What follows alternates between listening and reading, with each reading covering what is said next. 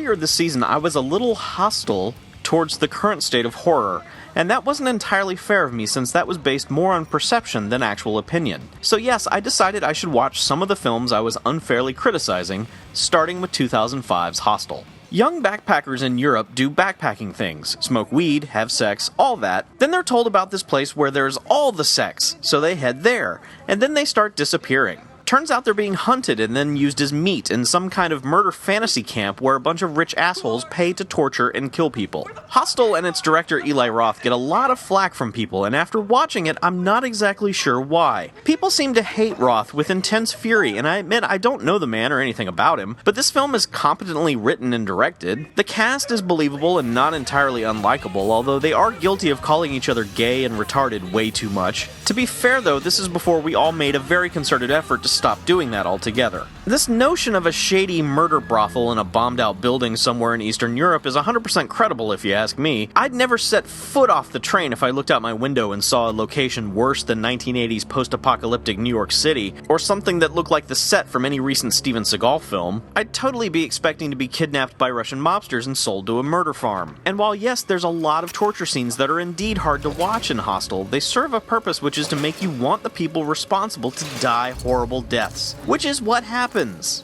This isn't your typical evil wins out over good horror flick. This is horrific violence followed by action movie style revenge. I wasn't expecting that. And in the end, I thought it was pretty okay. I wouldn't watch it again or anything, but yeah, not a bad little film. That alternate ending on the director's cut though, no thank you. Don't wanna talk about it.